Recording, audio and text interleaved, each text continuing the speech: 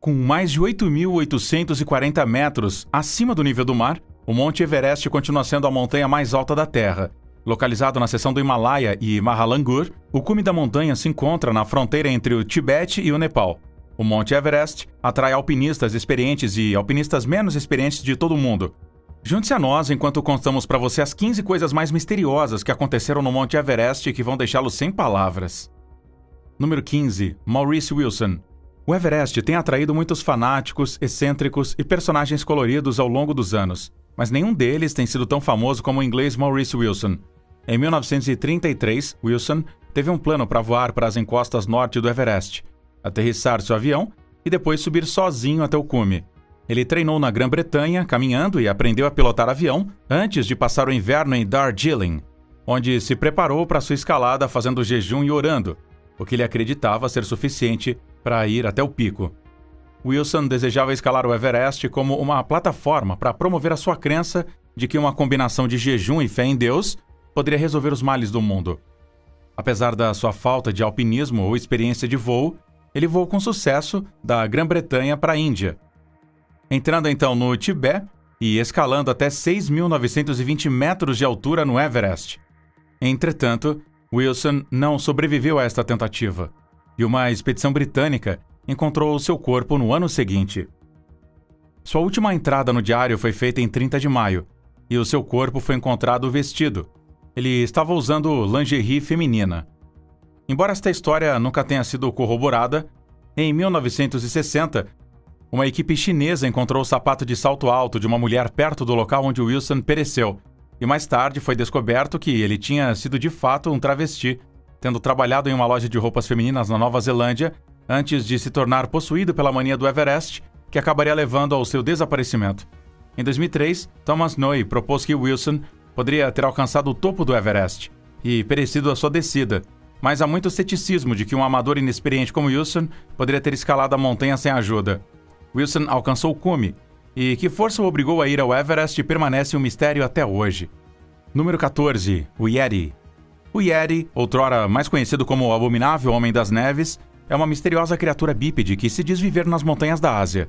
Às vezes, ele deixa rastros na neve, mas também é dito que mora abaixo da linha de neve dos Himalaias. Apesar de dezenas de expedições nas remotas regiões montanhosas da Rússia, China e Nepal, a existência do Yeti permanece não comprovada. Diz que o Yeti é musculoso, coberto com cabelos escuros acinzentados ou castanhos avermelhados e pesa entre 200 e 400 libras. É relativamente curto comparado com o pé grande da América do Norte, com uma altura média de cerca de 6 pés. Embora esta seja a forma mais comum, relatou que Yetis têm vindo em várias formas. Muitos dos primeiros avistamentos registrados do Yeti derivam da região Everest, com o folclore das tribos locais nepalesa e tibetana contando sobre uma criatura bípede, estranha e noturna que vive no meio deles. Em tempos mais recentes, vários avistamentos, pegadas e até mesmo evidências de DNA foram muito longe para substanciar as afirmações dos contadores de histórias da região. Exemplos notáveis incluem as enormes pegadas encontradas a 6.000 metros pela expedição do Everest de Eric Shipton, de 1951, e o Scalp Yeti, contido no mosteiro de Kamjong, no lado sul do Everest. Provavelmente, ainda mais convincentes são as descobertas de Joshua Gates e sua equipe da Destination Proof em 2009. As amostras de cabelo coletadas por Gates, de uma série de pegadas com 33 centímetros de comprimento e 25 de diâmetro, foram testadas por um analista forense, que concluiu que a amostra continha uma sequência de DNA totalmente desconhecida até então. Como o pé grande e o monstro do Lago Ness, há uma distinta falta de provas duras para a existência do Yeti. Embora algumas poucas provas tenham surgido ao longo dos anos, a falta de provas duras, apesar de décadas de buscas, não impede os verdadeiros crentes. O fato de que essas misteriosas criaturas não foram encontradas não é tomado como evidência de que elas não existam, mas ao invés disso, o quão raras e reclusas e esquivas elas são. Por isso, por enquanto, a existência do Yeti permanece um mistério nos terrenos nevados do Monte Everest. Número 13. Os fantasmas do Everest. O Monte Everest é flagelado por fenômenos sobrenaturais, avistamentos de fantasmas e outras ocorrências inexplicáveis. Sherpa Pemba Dorji, detentor de um recorde, tornou-se famoso no mundo da escalada por duas razões. Primeiro é sua suposta ascensão recorde do Everest, 8 horas e 10 minutos, em 21 de maio de 2004. A segunda são os eventos 3 dias depois, em 24 de maio. enquanto se aproximava do cume vindo do South Col Dorje, que encontrou um grupo de escaladores falecidos cujos corpos estavam congelados na neve. De repente ele afirma que ele estava cercado por algo de variedade sobrenatural. Em suas próprias palavras: "Quando eu parei em um monte de pedras, vi alguns espíritos na forma de sombras negras vindo em minha direção, esticando as mãos e implorando por algo para comer. Eu acho que esses eram espíritos dos muitos montanhistas eliminados após a ascensão ao Monte Everest. Os corpos de muitos dos que pereceram ainda estão na montanha, e um alpinista que passou de uma queda acidental ainda está pendurado em uma corda. Muitos Sherpas acreditam que os fantasmas do Everest não serão apaziguados ou deixarão a montanha até que seus corpos recebam um enterro adequado. Com tantos cadáveres presos nos 8.000 metros acima e mais se juntando a eles a cada ano e dificuldade para recuperá-los, é improvável que a montanha seja uma zona livre de fantasmas em breve." Número 12. Mallory e Irvine. Quando Sir Edmund Hillary e Tenzin Norgay se tornaram o primeiro a atingir o topo do Everest em 1953, muitos viram o triunfo com um certo ceticismo. Em 1924, dois ingleses, o viciado no Everest George Mallory e o seu companheiro Sandy Irvine, foram vistos através de um telescópio como pequenas manchas negras agarradas ao imponente cume do Everest, a apenas 300 metros do cume. Infelizmente, eles nunca retornaram, levando quase um século de especulação sobre se eles realmente foram os primeiros a alcançar o topo do mundo. Em 1924, George Mallory, um alpinista altamente realizado, já havia participado de 2 expedições ao Everest. Ele visitou pela primeira vez o Himalaia com a expedição de reconhecimento britânica de 1921, organizada pelo Comitê do Monte Everest e liderada por Charles Howard Bury. Essa missão exploratória mapeou a região ao redor da montanha em detalhes pela primeira vez. A equipe tinha 2 montanhistas experientes dentro de suas fileiras, Alexander Kellas e Harold Rayburn, mas Kellas morreu de ataque cardíaco durante a longa caminhada, e Rayburn adoeceu e foi forçado a se aposentar, fazendo de Mallory o escalador de fato líder da expedição. Nesta capacidade, ele explorou rotas potenciais de aproximação à escalada do cume com uma equipe de Sherpas. Ele foi provavelmente o primeiro europeu a ver o CWM ocidental aos pés da Face Lhotse. O seu grupo estabeleceu um caminho através do Glaciar Hungbuk até a base da face norte. Em tentativas anteriores, Mallory havia instintivamente usado garrafas de oxigênio para ajudar a respirar no ar rarefeito, o que de alguma forma não era esportivo. Nesta terceira expedição, Mallory chegou à ideia de que o Everest nunca seria escalado sem tal ajuda artificial. Mallory propôs fazer uma tentativa final com Irvine, que possuía boas habilidades técnicas com garrafas de oxigênio e era tão forte quanto um boi para começar. Acompanhados por 5 carregadores, Mallory e Irvine correram pelos acampamentos. A dupla foi guiada por Odell, que estava atuando como seu guia. Odell estava fora escaneando a encosta da montanha quando foi apanhado pela queda de neve. Quando a neve começou a cair, ele saiu e começou a chamar os homens, esperando guiá-los em direção ao acampamento, mas ele teve que ficar onde estava até que a neve diminuísse. Ele retornou no dia seguinte com 2 carregadores e pernoitou antes de continuar sozinho para o acampamento 6, onde nada havia mudado. Aventurando-se ainda mais, ele ainda não encontrou nenhum sinal de seus camaradas desaparecidos. Arrumando 2 sacos de dormir em forma de T, sinalizavam para aqueles abaixo disso "No Trace", que tinha sido encontrado. Em 1999, quando a expedição Conrad Anker para encontrar o corpo de Mallory terminou com sucesso, os restos congelados do inglês não deram mais pistas. Mas, decepcionantemente, eles não encontraram nenhum sinal de sua câmera, que eles esperavam que pudesse acabar com o debate de uma vez por todas. Para aqueles que acreditam que Mallory e Irvine foram os primeiros a chegar ao topo do Everest, no entanto, a maior evidência para apoiar a sua reivindicação está em outra coisa que não estava na posse de Mallory quando a equipe de Anker o descobriu. Mallory tinha dito à sua esposa Ruth e sua equipe de escalada que ele colocaria lá uma foto da sua esposa ao chegar ao cume, que ele tinha guardado em seu bolso interno durante toda a expedição. Quando seu corpo foi descoberto, a foto estava faltando. Embora isso não seja uma prova definitiva, há chances de Mallory e Irvine terem sido os primeiros a chegar ao Everest. Número 11. A terceira pessoa. O explorador britânico Frank Smith chegou perto de se tornar a primeira pessoa a alcançar o pico do monte em 1933. Todo o seu grupo de trekking tinha se virado antes de alcançar o pico porque foram vencidos pelo vento varrido da montanha, neve, gelo e baixos níveis de oxigênio. Smith continuou, mas ele nunca foi capaz de alcançar o pico. Ele estava com cerca de 1.000 pés a menos. Mais tarde, em seu diário, Smith detalhou um evento que ficou conhecido como o fator do terceiro homem entre os cientistas. Ele escreveu sobre como, enquanto subia, ele se meteu no bolso, tirou um pedaço de bolo de menta Kendall, partiu ao meio e virou para oferecer a outra metade a um colega. Todo o tempo que eu estava escalando sozinho, eu tive uma forte sensação de que estava acompanhado por uma segunda pessoa. A sensação era tão forte que eliminou completamente toda a solidão que eu poderia ter sentido de outra forma. Da mesma forma, Dougan Haston e Doug Scott, 2 alpinistas britânicos, foram forçados a passar a noite na zona do falecido depois de alcançarem o cume do Everest no final do dia, em setembro de 1975. Sem saber se conseguiriam passar a noite, eles construíram uma caverna de neve e passaram a noite dentro dela. Não havia ar suficiente para todos. Sua condição era bastante precária, com eles tendo fome e correndo sem butano para aquecer seu abrigo. Então, aconteceu que ninguém pode explicar. Ambos os alpinistas afirmaram ter sentido a terceira presença na caverna de neve com eles. Um que não apenas forneceu calor corporal crucial, mas também lhe deu dicas de como se manterem vivos. As semelhanças desta presença foram descritas por outros e inúmeros escaladores do Everest, incluindo Peter Hillary, Lincoln Hall e Heinrold Messner. Número 10, Ueli Stack. Ueli Stack, frequentemente conhecido como a Máquina Suíça, faleceu em abril de 2017, enquanto treinava para uma tentativa histórica de alcançar os topos tanto do Everest pela West Ridge, quanto de Lhotse, de uma só vez. Aqueles que conheciam bem Stack e conheceram que ele era o Michael Jordan, o Lionel Messi, o Babe Ruth ou o Usain Bolt do alpinismo. Portanto, a sua grandiosa ideia não foi considerada excessivamente ousada ou arriscada. Stack havia estabelecido recordes de velocidade na face norte do Eiger e na face sul do Annapurna, e 2 vezes recebeu o equivalente do Piolet d'Or Mountaineering, a um prêmio Nobel, para a primeira subida em Tengkampoch e a sua subida de velocidade solo em Annapurna. Stack não foi apenas rápido, ele também era tecnicamente hábil, gracioso e à vontade nas rotas mais escandalosamente exigentes, tornando um dos montanhistas mais realizados da sua ou de qualquer geração. Então, o que levou ao infeliz fim deste hábil montanhista?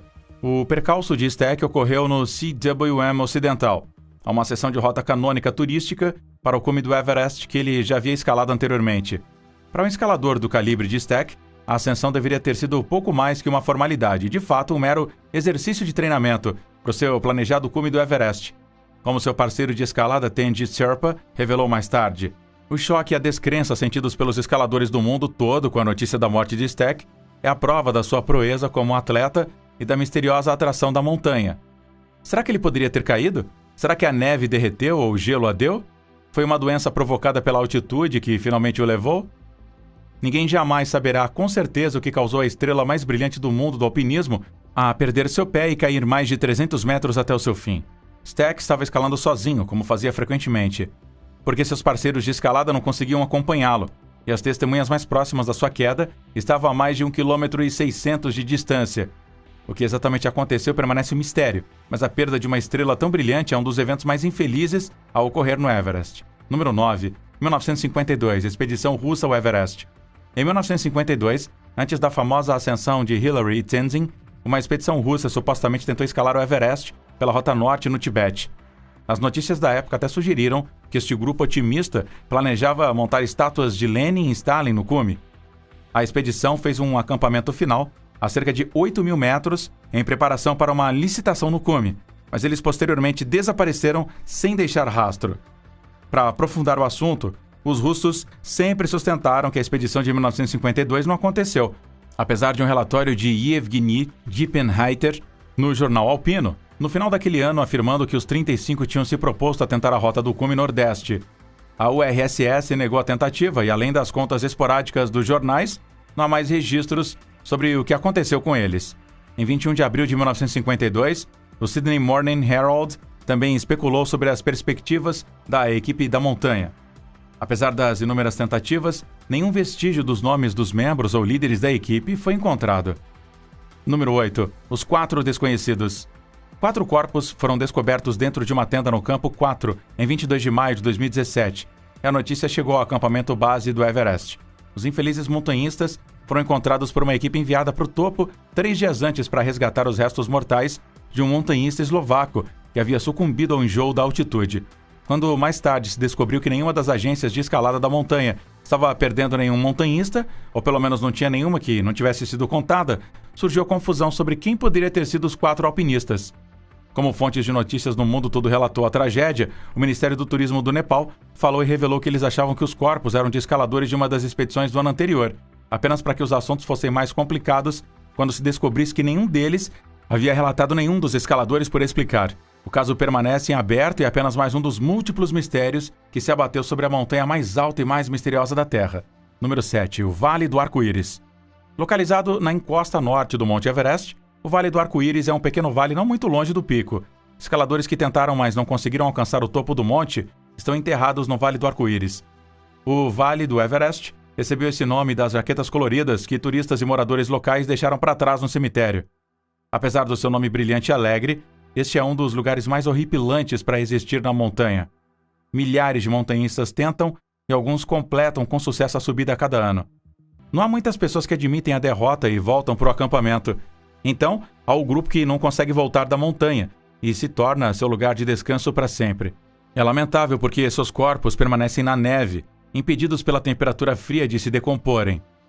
Quanto mais pessoas perecem, mais corpos amontoam, levando as áreas como o Monte Everest e Rainbow Valley para povoar. Número 6. Bizarro OVNI em forma de disco se elevando acima do monte.